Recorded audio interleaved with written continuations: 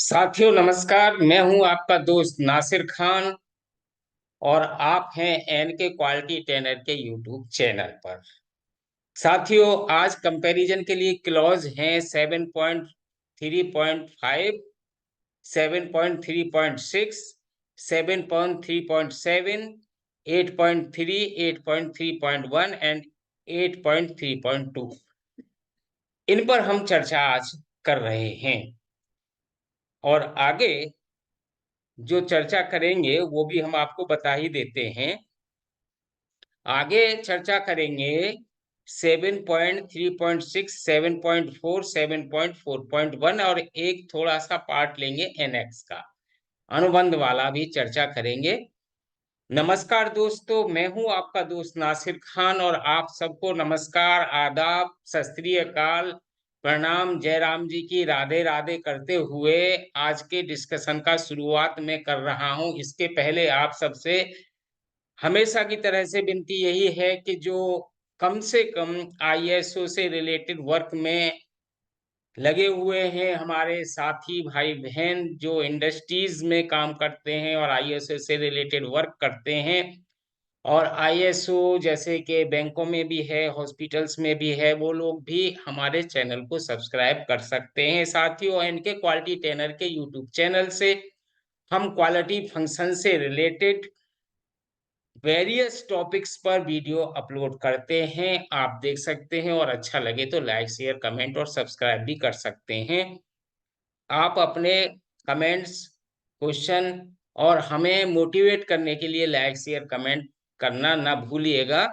और ये देखिए बिल्कुल फ्री होता है। तो चलिए साथियों आज की चर्चा शुरू करते हैं। सेशन का नाम है close wise comparison of ISO standard ISO 9001 standard 2008, 14 और 15 का डिस्कशन हम कर रहे हैं। कौन सा क्लॉज कहाँ पर चेंज हुआ और क्या मटेरियल चेंज हुआ, क्या उसका डिटेल चेंज हुआ। तो आप जैसा कि देख रहे होंगे इस स्लाइड में मैं दिखाने की कोशिश कर रहा हूं आईएसओ 9001 2008 के accordingly clause number 7.3.5 design and development verification के लिए था। तो इसके डिटेल्स में अगर हम जाते हैं तो ये है planning and performance of verification, यानी सत्यापन की योजना एवं निस्तापन। ये कैसे आप या ऑर्गेनाइजेशन तैयार करेगा, रिकॉर्ड ऑफ वेरिफिकेशन, रिकॉर्ड का वेरिफिकेशन कैसे करेगा। Clause number 7.3.6 design and development validation में कहता है कि validation as per plan arguments to ensure suitability for the intended application, यानी योजनाबद्ध व्यवस्था के अनुसार सत्यापन सुनिश्चित करना इच्छित अनुप्रयोग के लिए उपयुक्तता है या नहीं है, ये ऑर्गेनाइजेशन सेट करेगा या डिसाइड करेगा। इसके बाद में अगर हम क्लॉज 7.3.7 की बात करें, control of design and development changing में कहता है आइडेंटिफिकेशन ऑफ चेंज, यानी परिवर्तनों की पहचान। अगर कोई आइडेंटिफिकेशन ऑफ चेंजेज में कोई परिवर्तन किया जा रहा है तो उसकी पहचान हमें करनी है। रिकॉर्ड ऑफ चेंजेज, रिकॉर्ड में कोई चेंज किया गया है तो उसकी पहचान हमें करनी है। और इसके बाद review, verification, validation and approval of changes, यानी चेंजेस करने से पहले अप्रूवल होना अति आवश्यक है, ये चीज आपको ध्यान रखनी है। और evaluation of change on the constituent parts and product already delivered, जो हम मटेरियल डिलीवर करते हैं घटक भागों और पहले से वितरित उत्पाद पर परिवर्तन का मूल्यांकन करना बहुत ही आवश्यक है।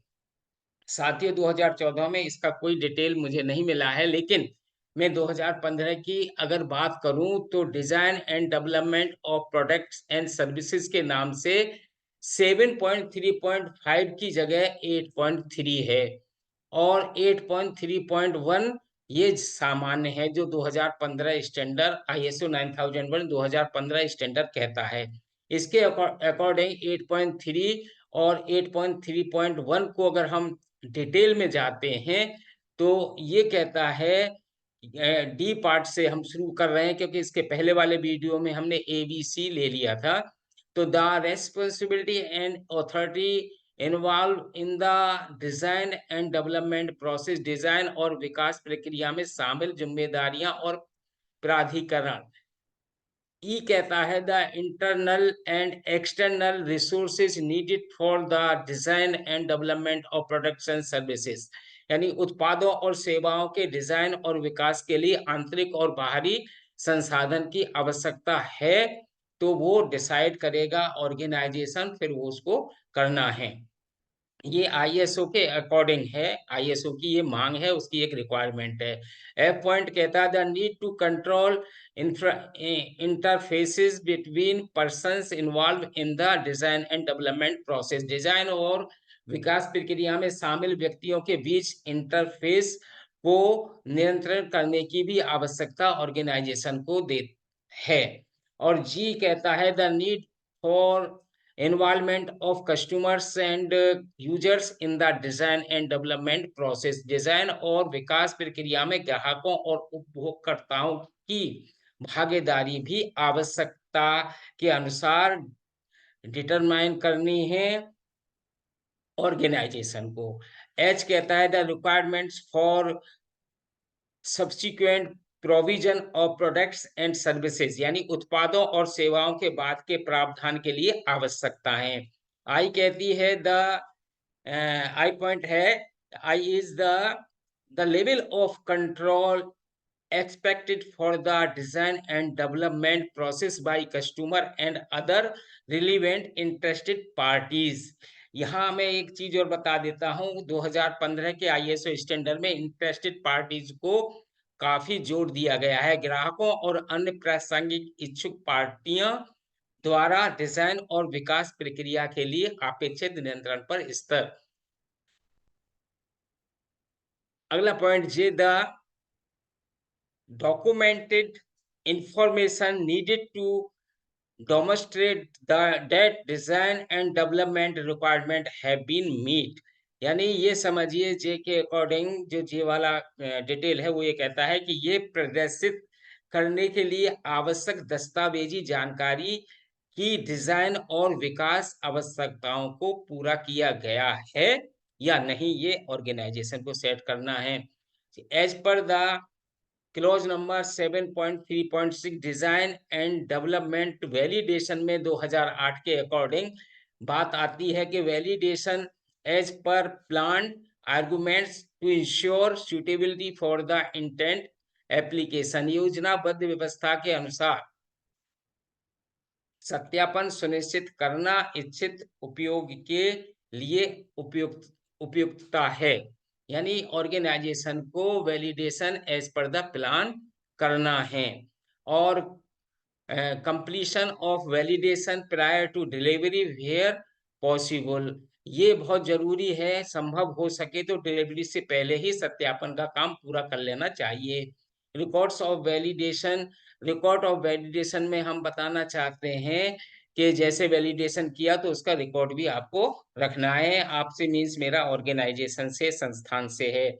और as per the record number 7, as per the clause number 7.3.7 control of design and development changes के बारे में जो बात हमने बताई थी वही हम दोबारा भी बता रहे हैं। एज पर द 2008 ISO 9001 में के आइडेंटिफिकेशन ऑफ चेंजेस, परिवर्तनों की पहचान, रिकॉर्ड ऑफ चेंजेस, परिवर्तनों के record, review, verification, validation and approve of changes, परिवर्तनों की समीक्षा, सत्यापन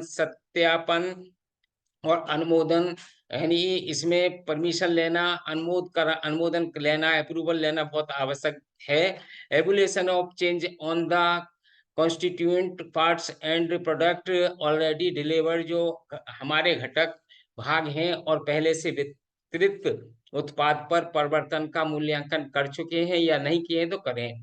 अब ये है 2008 की डिटेल। और अगर मैं 8.3.2 की बात करता हूं जो डिजाइन एंड डेवलपमेंट प्लानिंग में आ जाती है, तो यहाँ पर ये बता रहे हैं as per the detail for the 8.3.2 में कि in determining the stage and control for design and development the organization shall consider, वो क्या कंसीडर करेगा, डिजाइन और विकास के चरणों और नियंत्रणों का निर्धारण करने में संगठन इस पर विचार करेगा। वो क्या पॉइंट है, वो ये पॉइंट है कि the nature, duration and complexity of the design and development activities, design और विकास गतिविधियों की प्रकृति, अवधि और जटिलता।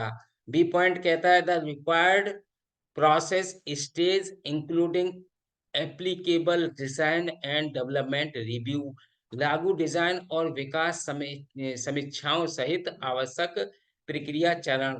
सी पॉइंट कहता है the requirement design and development verification and validation activities, आवश्यक डिजाइन और विकास सत्यापन और सत्यापन गतिविधियों को अंजाम देना है। तो साथियों, ये थे मेरे आज के वीडियो में कुछ क्लॉज जो मैंने कंपैरिजन करके और डिटेल के साथ आपको बताने की चेष्टा की। कोई गलती या कोई मिस्टेक होगी तो क्षमा प्रार्थी हूँ। और साथियों, अगले वीडियो में हम चर्चा करेंगे 7.3.5, 7.3.6, 7.3.7, 8.3, 8.3.1, 7.5 और 8.3.2 पर चर्चा हम करेंगे अगले वाले वीडियो में। आज के वीडियो में इतना ही।